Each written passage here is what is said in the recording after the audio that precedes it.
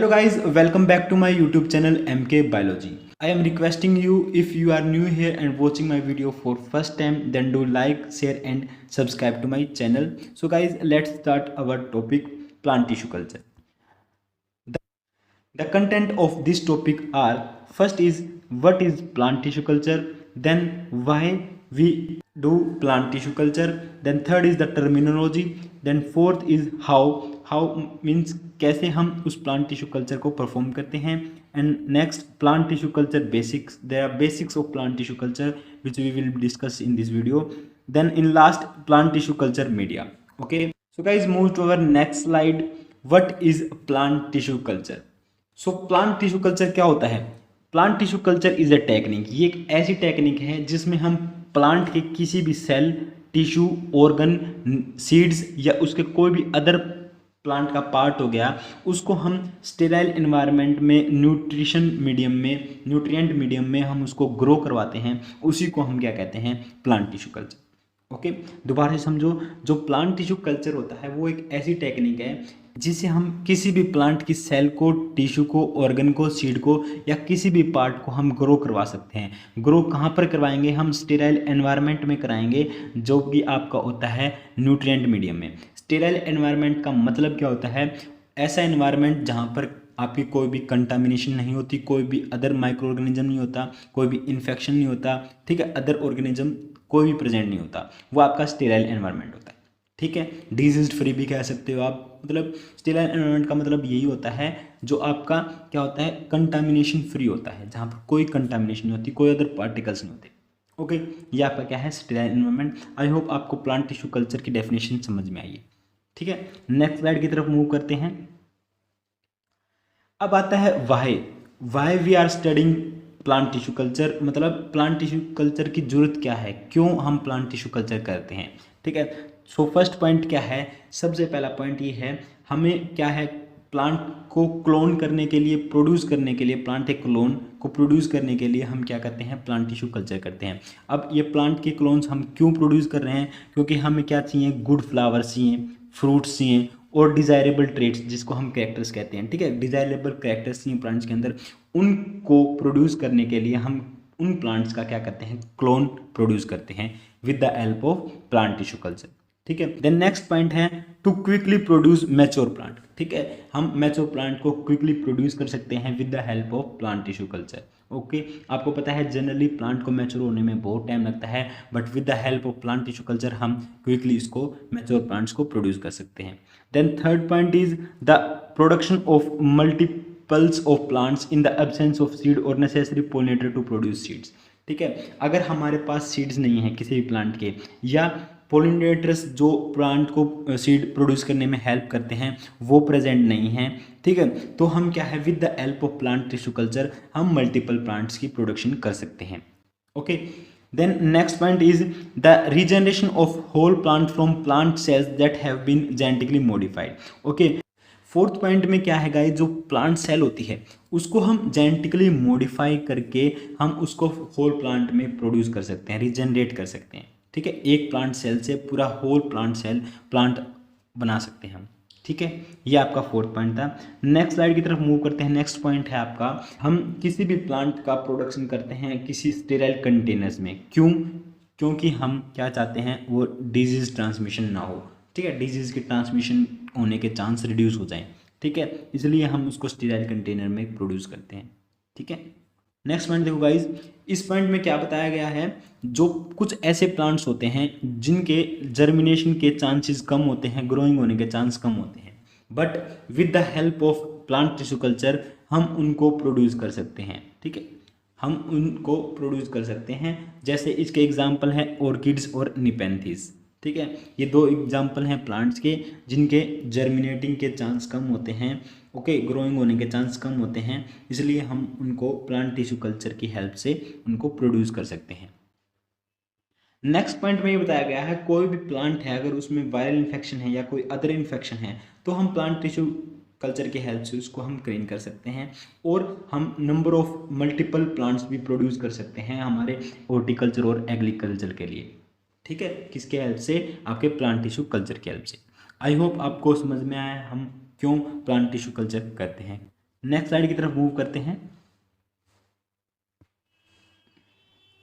Terminology, terminology में एक word आता है आपका एक्सप्लेंट, ठीक है, जिससे ही आपका क्या है प्लांट टिश्यू कल्चर होता है। एक्सप्लेंट एक इंपॉर्टेंट चीज़ है गाइस, समझो इसको। एक्सप्लेंट होता क्या है? Explant is a living tissue, ठीक है, लिविंग टिश्यू होता है आपका प्लांट का, जो कि आपका प्लांट से लेकर उसको हम आर्टिफिशियल मीडियम में ट्रांसफ़र करते हैं हमारे कल्चर के लिए, ओके, वो आपका एक्सप्लेंट कहलाता है, ठीक है।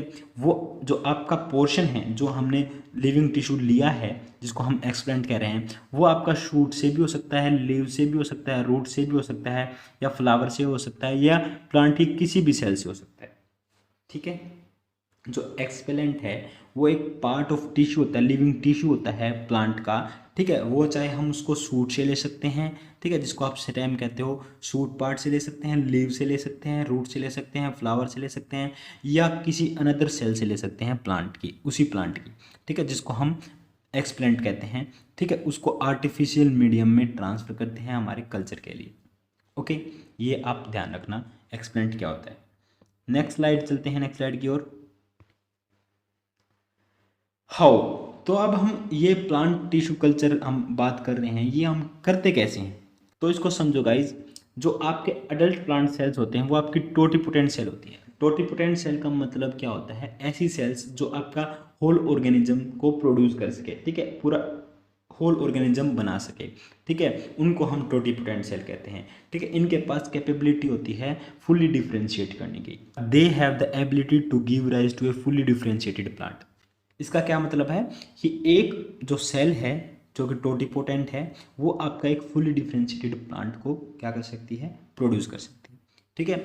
Because of this it is possible to collect cell from a mature plant and use those cell to produce clones of that plant, ठीक है। जिससे क्या होता है, हम प्लांट से उसकी सेल्स को, मैच्योर प्लांट से हम सेल को कलेक्ट करते हैं, फिर उसका क्लोन को प्रोड्यूस करते हैं, ठीक है। जैसे कि आप इस फिगर में देख रहे हो, यहाँ पर क्या है, आपके कैरेट प्लांट की रूट है, उससे हमने सेल ली और ग्रो करवाया मीडियम के अंदर, ठीक है।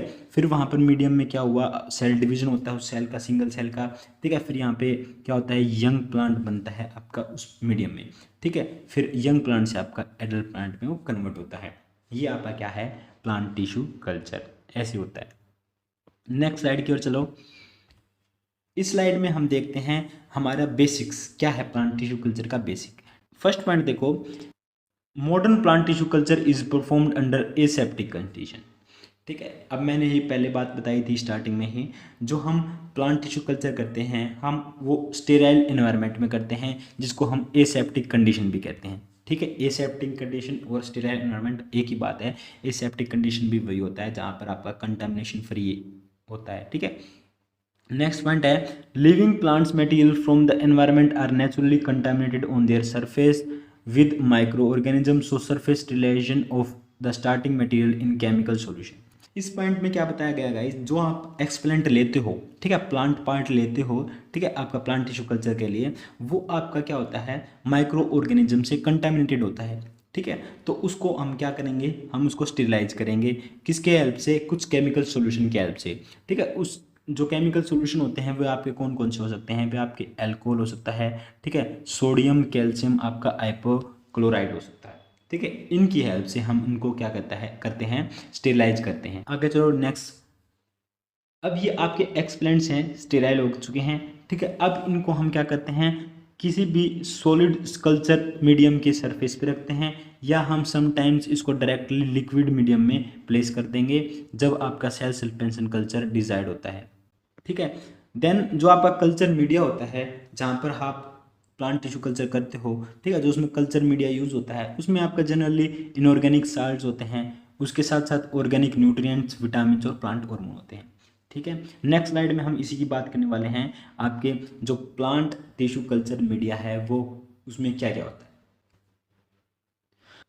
जो आपका प्लांट टिश्यू कल्चर मीडिया है उसमें आपका जनरली साल्ट मिक्सचर होता है, ऑर्गेनिक सब्सटेंसेस होते हैं, नेचुरल कॉम्प्लेक्सेस होते हैं, इनर्ट सपोर्टिव मटेरियल्स होता है, ग्रोथ रेगुलेटर होते हैं, ठीक है। अगर हम साल्ट की बात करते हैं तो इसमें जनरली मैक्रोन्यूट्रिएंट साल्ट्स होते हैं और माइक्रोन्यूट्रिएंट साल्ट होते हैं। मैक्रो में आप क्या आएंगे, अमोनियम नाइट्रेट जैसे potassium nitrate, calcium chloride, magnesium sulphide, ठीक है। अगर हम माइक्रो की बात करें तो आपके मोलिब्डेनम, जिंक, बोरोन, कॉपर से रिलेटेड जो साल्ट्स होते हैं वो इसके अंदर आते हैं, ठीक है।